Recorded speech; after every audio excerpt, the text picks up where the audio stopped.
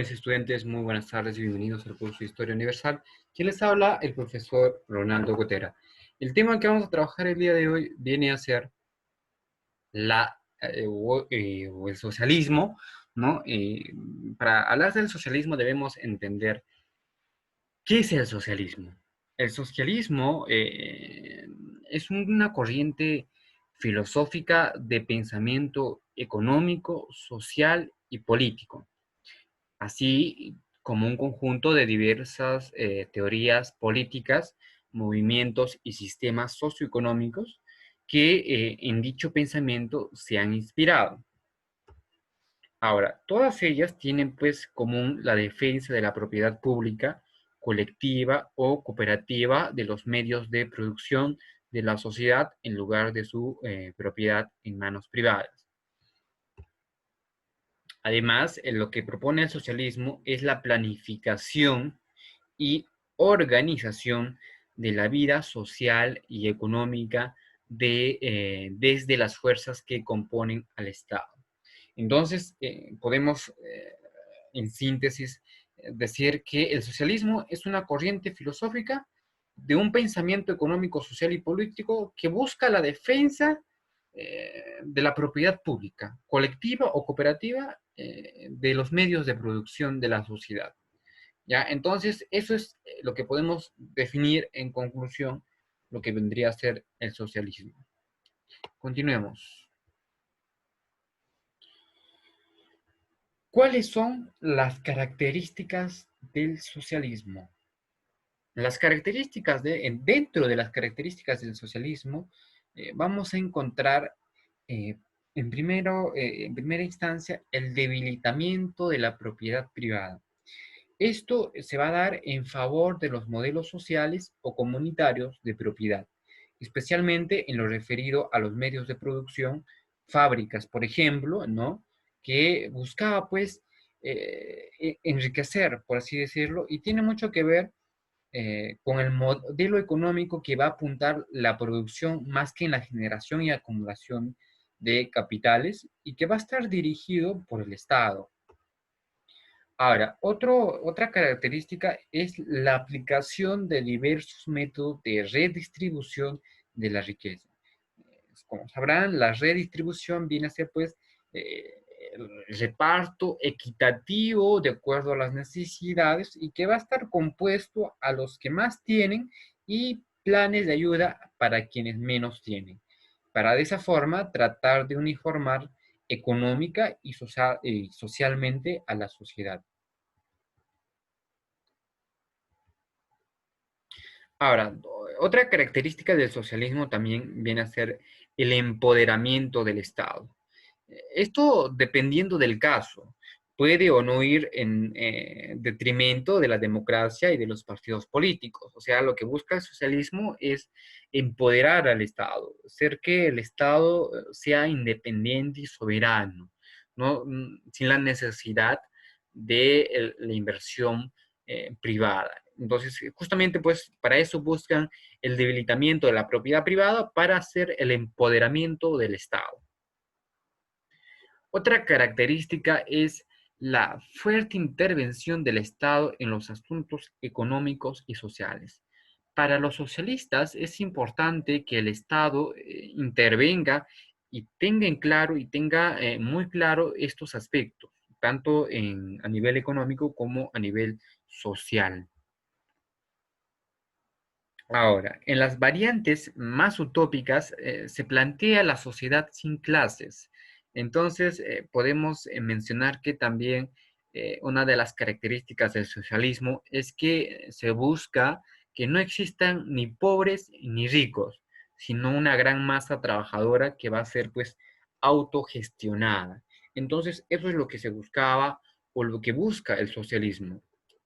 Pero para conocer un poco más a detalle del socialismo, debemos conocer su historia, la historia del socialismo. El socialismo nació como un movimiento en el seno de la sociedad industrial, aunque su filosofía va a poseer antecedentes muy anteriores. Lo que hay que señalar aquí es que se puede rastrear ideas socialistas o comunistas en textos tan antiguos como los escritos sobre la República de Platón en el año 427 a 347 antes de Cristo, en las prácticas comunitarias de los primeros cristianos o en la forma de organización socioeconómica del imperio incaico. Ahora, el uso del término socialista con el sentido contemporáneo data pues alrededor de 1830. Se usó para describir a la más radical de los diversos movimientos y filosofías políticas nacidos durante los estallidos revolucionarios del siglo XVIII, que estaban asociados al capitalismo naciente, ¿no? Los malestares sociales de la época, en especial los seguidores pues, de Robert Owen y Henry de Saint-Simon, ¿no? Que van a ser pues algunos de los más pragmáticos y otros más idealistas. Estos movimientos compartían visiones mayormente agrarias del socialismo y fueron bautizados con ese nombre por Pierre Leroux en su artículo del individualismo y el socialismo de Revue Encyclopédique, ¿no? En el año de 1833. Ahora, como la ilustración que abogaba por el uso de la razón humana en la comprensión y el mejoramiento de la sociedad, nació el primer socialismo moderno. Eh, Esto se da a dar en la etapa industrial que hoy en día pues conocemos como socialismo clásico. Sus dos cunas fueron Francia e Inglaterra. Entonces, esos dos países van a ser pues los lugares de origen donde se va a dar comienzo al socialismo. Ahora, lo que debemos de saber sobre el socialismo marxista es lo siguiente. El socialismo marxista va a revolucionar para siempre el modo de comprender la sociedad y la historia, ¿no?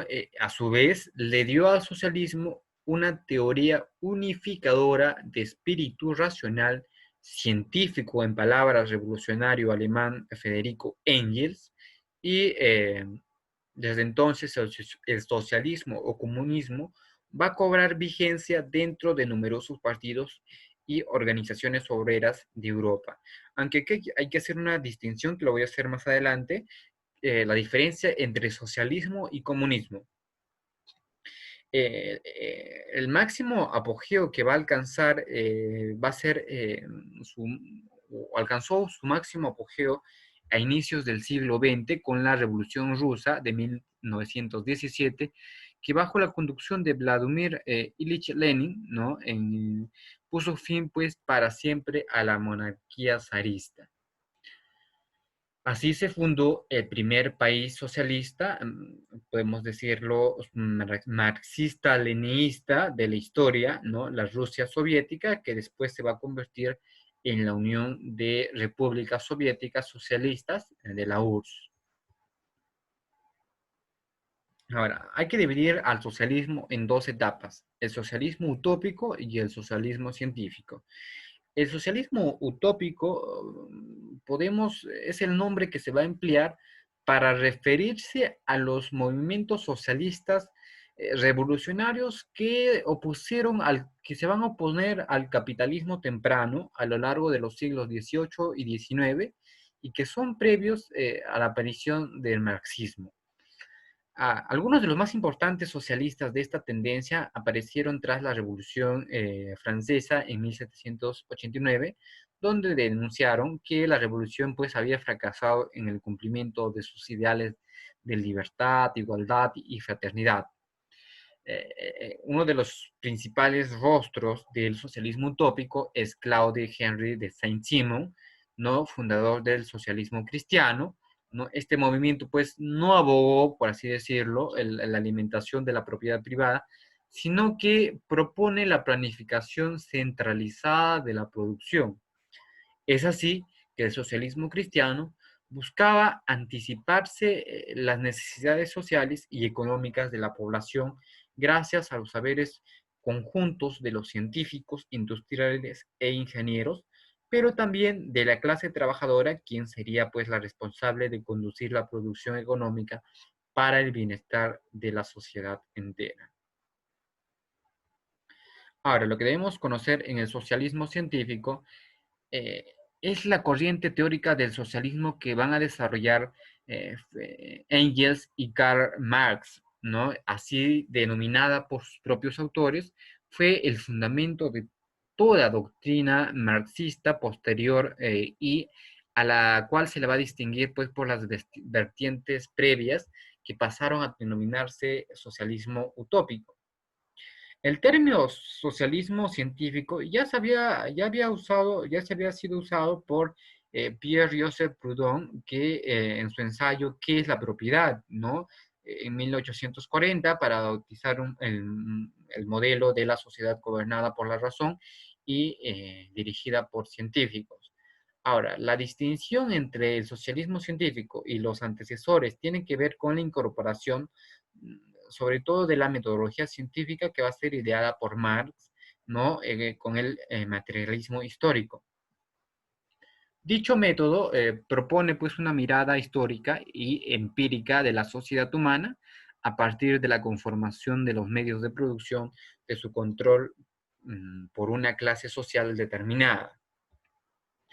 Así Marx y Engels combatieron a través de una mirada científica tanto las ideas burguesas tradicionales de la historia como resultado pues de grandes hombres y grandes ideas como las visiones socialistas más abstractas que giraban en torno a las ideas de justicia, libertad e igualdad.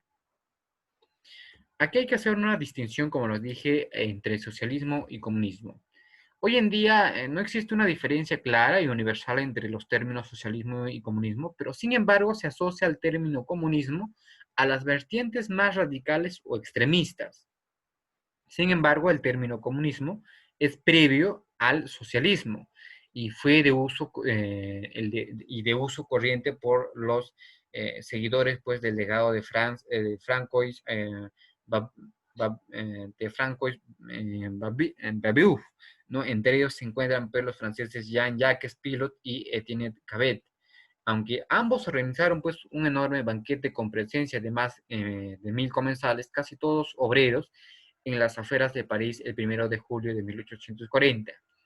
Allí se van a discutir la necesidad de cambios profundos para alcanzar la igualdad real, que no pasaba únicamente por lo político. En esos tiempos, tanto los comunistas y socialistas se distinguían entre sí, justamente en su grado de radicalismo y en el compromiso que se mostraban con las ideas de la lucha de clases. Es justamente por eso que Marx y Engels eligieron el término comunismo y no socialismo para desarrollar su tesis filosófica y para nombrar a la asociación que fundaron en 1847, la Liga de los Comunistas. Sin embargo, tanto Engels como Marx eh, consideraban que los socialistas y comunistas tenían un mismo objetivo en común, que era alcanzar la sociedad sin clases sociales. Ahora, lo que viene a ser el socialismo y el capitalismo, desde mediados del siglo XX, el socialismo y el capitalismo se van a considerar doctrinas enfrentadas en sus tesis de filosofía central. Por un lado, el socialismo, que va a abogar pues, por la propiedad pública o social, por una economía que va a estar dirigida desde el Estado y que tiende a la concentración del poder en las figuras políticas, y por el otro, al capitalismo, que defiende la propiedad privada y tiende pues al libre mercado y hacia la descentralización del poder político, empoderando pues la iniciativa privada como las empresas.